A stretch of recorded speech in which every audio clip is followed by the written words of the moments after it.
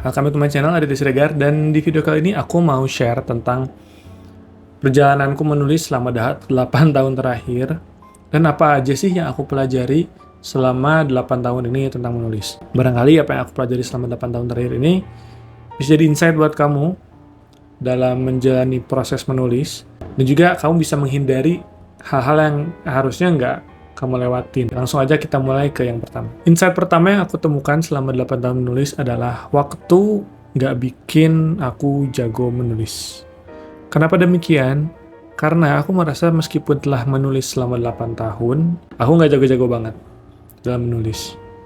Dan aku pun ketika diminta untuk menjelaskan, untuk mengajarkan apa itu menulis, rasanya itu masih sulit.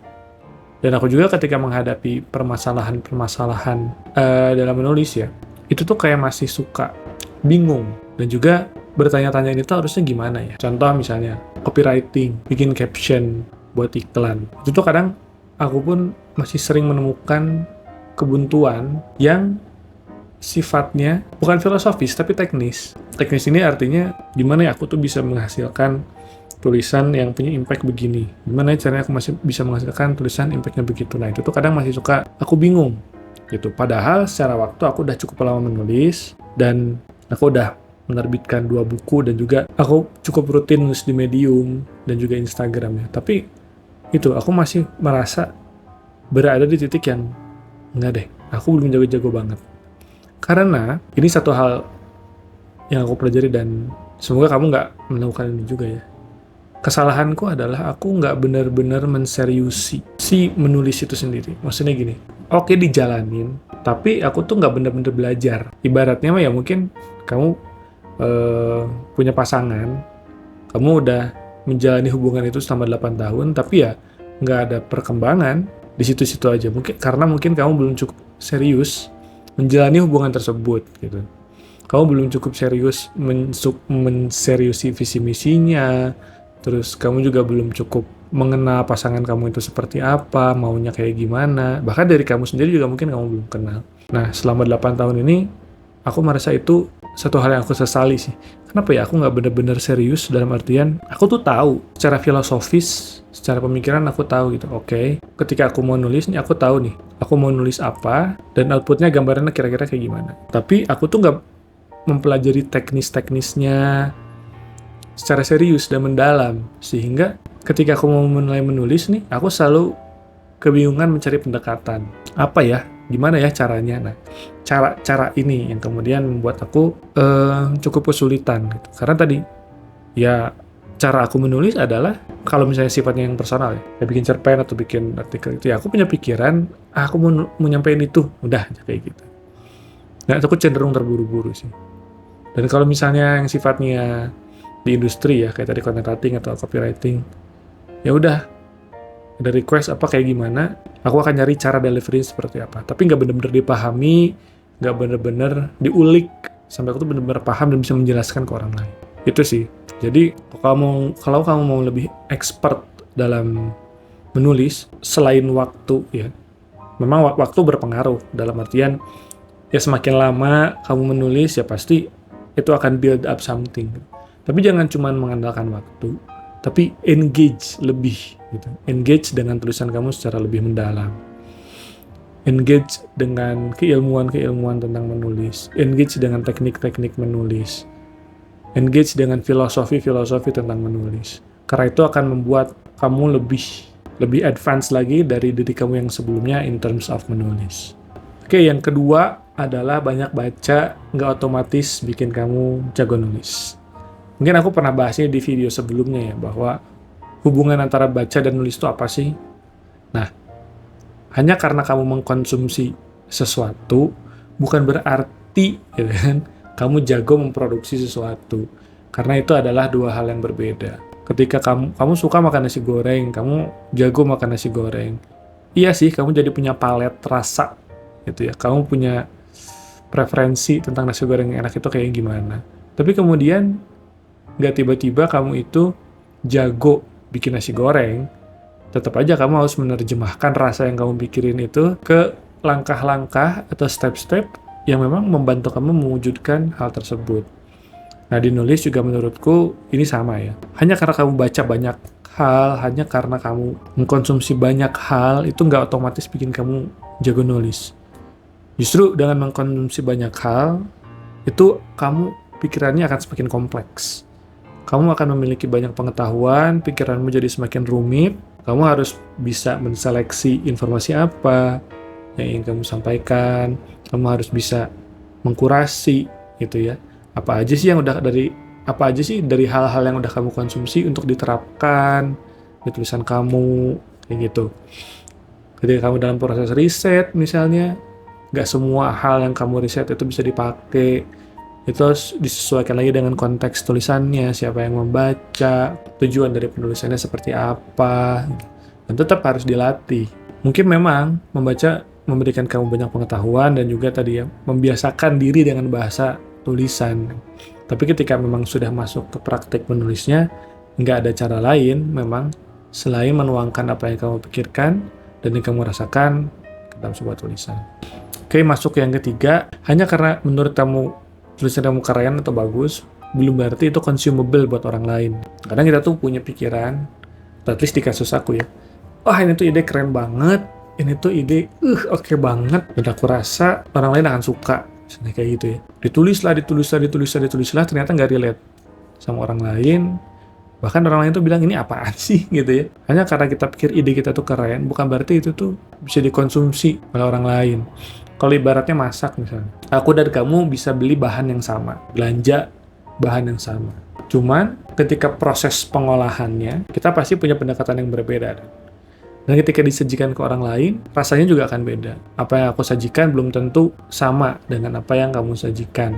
Bisa jadi yang kamu sajikan itu lebih sederhana, lebih bisa dinikmati, sedangkan yang aku sajikan itu lebih kompleks dan susah dicerna. Nah itu dia, itu ada perbedaannya, meskipun kita punya bayangan bahwa ini ide keren banget, ini pesannya ini orang perlu tahu, tapi kemudian itu tuh nggak bisa dikonsumsi, itu tuh nggak bisa dikunyah. Dan ini sebenarnya ada apa ya faktor audiens juga, maksudnya faktor audiens itu ya untuk siapa, kembali lagi. Untuk siapa kita menulis, dan memang harus disesuaikan dengan audiens gitu. Tapi kemudian ya tadi, apa yang kita pikir bagus gitu ya, belum tentu, orang lain mungkin lihatnya bagus, tapi belum tentu bisa dikonsumsi. Itu sih yang penting.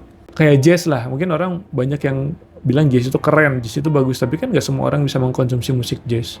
Apalagi jazz yang klasik dan ribet dan rumit. Ya oleh karena itu, ketika kamu mau menulis ya, dan ini juga pelajaran yang aku sadari banget sih, dan aku harap aku bisa memperbaiki ini adalah yaitu bagaimana tulisan kita tuh dikonsumsi oleh orang lain. Kayak gitu. Bukan berarti ngikutin selera pasar atau kayak gimana ya. Beda gitu. Laku dan consumable gitu. Yang penting consumable bisa dikunyah gitu. Kalau tadi ibaratnya dagingnya matang bisa dikunyah gitu, nggak mentah-mentah banget. Oke, yang keempat itu adalah semakin simpel justru semakin sulit. Buat aku pribadi, aku lebih bisa menulis artikel 1000 kata dibandingin copywriting yang 2 atau 3 kata. Karena semakin simpel berarti kita menyederhanakan proses berpikir yang panjang. Ketika nulis kan kita kan yang nggak tiba-tiba nulis ya, kita punya proses berpikir yang dari hulu ke hilirnya itu butuh ramuan yang kemudian runut, terus kemudian berulang-ulang, lalu melalui proses yang cukup rumit lah. Bagaimana sih kita tuh bisa menyampaikan pesan yang mungkin banyak gitu elemen-elemennya itu dengan kata-kata yang singkat. Nah buat aku itu butuh proses yang lebih mendalam, lebih pusing ya, membutuhkan banyak waktu dan latihan ketimbang ya memang menulis yang bertele-tele ya. Kalau kita nulis yang bertele-tele kan ya kita bisa ngasih konteks yang lebih, kita bisa mengeksplorasi gitu secara lebih gamblang dan eksplisit gitu. Tapi kan kalau misalnya nulis sesuatu yang implisit, yang memang si kalimat itu tuh syarat makna dalam, jeleb tapi singkat gitu ya, itu tuh lebih sulit. Yang kelima adalah quantity versus quality ya. Aku percaya bahwa kuantitas tidak menjamin kualitas, tapi kuantitas akan membawa kita ke kebiasaan di mana kita bisa fokus ke kualitas. Awal-awal menulis memang kita nggak akan langsung bagus ya. Ya mungkin kalau yang berbakat, I don't know, cuman kalau memang kita punya standar tertentu yang ada di pikiran kita, ya memang harus melewati proses terus-menerus. Seperti menulis setiap hari, gitu ya, dengan berapa ribu kata. Nah ini kerasa banget. Itu akan memunculkan kebiasaan di mana menulis itu nggak lagi berat. Kuantitas mengarahkan kita ke sana sih. Ini kerasa banget di aku ketika dulu nulis 1000 kata per hari sebagai seorang content writer ya. Itu tuh memang awalnya mual dan muak karena wah berat banget, apalagi topiknya berbeda-beda setiap hari berdasarkan kata kunci. Nah tapi kebiasaan itu tuh baru kerasanya sekarang dalam artian oh ternyata gara-gara aku terbiasa nulis banyak kayak gitu dulu, aku nggak lagi keberatan gitu untuk menulis, nggak ada lagi beban gitu, karena udah terbiasa di challenge dan mendapatkan paparan yang banyak gitu terhadap kebiasaan menulis. Nah itu tuh kemudian yang akan membawa kita bukan lebih santai ya, tapi lebih memandang atau menghadapi menulis itu dengan lebih oke deh gitu, aku siap nih. Nah ketika udah ada di fase itu, barulah menurutku kemudian kita bisa lebih mendalami kualitas. Kita nggak lagi memperbanyak tulisan, tapi mendalami tulisan. Dan ini juga menjadi tantangan buat aku ya, karena aku mengklaim diri aku sebagai seorang lazy writer. Maksudnya lazy writer, jujur aku malas. Malas tuh bukan malas nulis, tapi aku tuh pengen cepat nyampe kepada sebuah kesimpulan. Aku pengen cepat-cepat menuangkan apa yang di kepala aku ke dalam sebuah tulisan gitu. Sehingga akibatnya aku jadi abai terhadap kualitas penulisan ya, seperti pemilihan diksi, terus logika paragraf, terus banyak yang kemudian itu jadi terabaikan karena aku fokusnya pengen cepet gitu, dan ini jadi challenge sendiri sih buat aku untuk bisa menghadapi hal tersebut. Oke, yang keenam adalah apa yang kamu tuliskan itu tergantung apa yang kamu pikirkan dan kamu rasakan. Maksudnya adalah kita nggak bisa nulis for the sake of writing itself. Bukan nggak bisa ya, tapi kalau fokusnya hanya ke menulis gitu ya, itu tuh justru kita akan bingung mau nulis apa. Fokus kita hanya ke output. Gimana nih caranya nulis, tanpa benar-benar memperdalam atau menggali sebenarnya kita tuh nulis untuk apa. Sebenarnya apa sih yang mau kita cari tahu lebih dalam tentang sebuah fenomena. Karena itu kan sumbernya, apa yang kita konsumsi, apa yang kita alami, apa yang menarik perhatian kita, justru itu yang menjadi bahan bakar. Apa yang jadi keresahan, itu yang jadi bahan bakar untuk kita menulis. Bukan fokus ke menulisnya gitu. Di konteks ini yang menulis adalah media untuk mengkomunikasikan tadi keresahan-keresahan tersebut. Karena kalau kita hanya fokus ke teknis, mungkin di awal aku bukan berarti nggak mikirin teknis, karena itu juga akan sangat berpengaruh seperti aku bilang di awal tadi. Tapi ketika kita terlalu berfokus ke teknis ya, itu akan mengurangi esensi dari apa yang kita tulis. Dan hal ini tuh aku sadari setelah membaca bukunya Pak Budi Dharma yang judulnya Kritikus Adinan. Yang bikin aku suka sama buku itu bukan dari cerpennya sebenarnya, tapi dari kata pengantarnya. Di situ tuh Pak Budi bilang bahwa jangan mau jadi penulis. Di kata pengantarnya itu, aku cukup kaget ketika baca itu. Kok ada ya seorang penulis bilang ke orang lain jangan mau jadi penulis. Ternyata setelah aku baca lebih jauh, yang dimaksud dengan Pak Budi Dharma jangan mau jadi penulis itu adalah jangan mau jadi penulis hanya karena kamu mau jadi penulis. Karena kalau kamu hanya berfokus kepada profesi atau label penulis, ya kamu akan fokus ke bagaimana mewujudkan title itu. Alih-alih fokuslah ke pertanyaan-pertanyaan kehidupan, kata Pak Budi Dharma gitu. Fokuslah untuk hidup dan mempertanyakannya gitu. Karena dari situlah kamu akan punya dorongan atau keinginan untuk menulis. Yang ketujuh, writer's block itu perihal mental.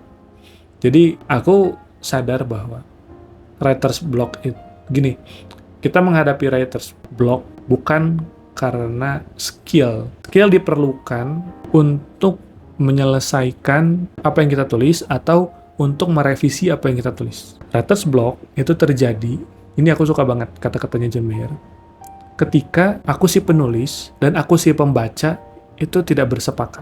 Jadi ketika kita membaca tulisan kita, kok gini sih? Sedangkan si aku si penulis, ya aku pengen nulisnya gini. Terjadi ketidaksepakatan antara keduanya. Sehingga membuat kita nggak mau maju atau melanjutkan tulisan tersebut.